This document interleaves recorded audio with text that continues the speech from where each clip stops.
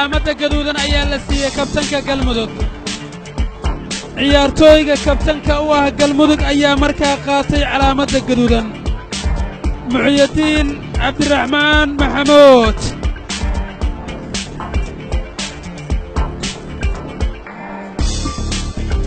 waa tahay aan eegna sida ay wax u dhaceen markan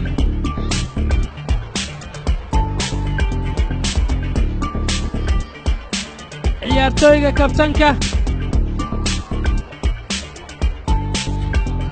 waa kaa qaladka ayuu samaynayaa kabtanka galmudug kubadda ayuu markaa soo saaray sidaas ayuuna ku mutay calaamadda gaduudan kadib markii uu gacan ku bixiyey kabtanka galmudug oo ka xun waxa dhacay ayaana iminka garoonka ka sii baxaya waa kaa xanaaqsan ciyaartooygii galmudug ee dhinaca daafaca kabtankoodii ayaana markan dibadda soo aadaya 9 ciyaartooy waa ciyaartooyga lambarka 6aad ee kabtanka u ah galmudug ninka qaatay calaamadda gaduudan rigoore ayaa markan u taalla gobolka banaadir si qurux badan cabdimajiid cusmaan ayaa markaa dabaaldegaya cabdimajiid cusmaan ciyaartooyga markaasi weerarka uga ciyaaraya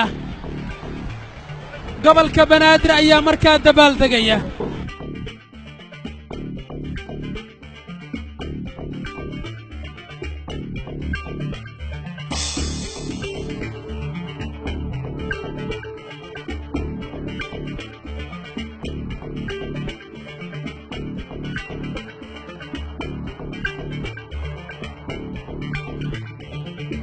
goolka labaad ee gobolka banaadir waa kaa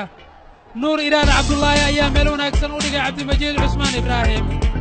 lambarka 5aad ee galmudug ayaa la dhaafay lugta bidix ayuu ku laaday cabdimajiid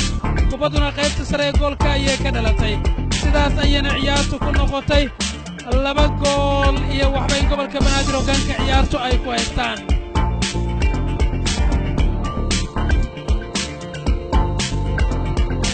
waalis markan gobolka banaadir gool 3 iyo waxba ugu dambayn taageerayaasha gobolka banaadir ayaa u dabaaldegay goolkii 3aad ee ciyaarta 3 gool ayay ciyaartooyda gobolka banaadir sii marsiinayaan ciyaartooyda galmudug tiradan goolashana waxay noqonayaan kuwii ugu badnaa ee koox tartanka ku jirta xagaagan looga adkaado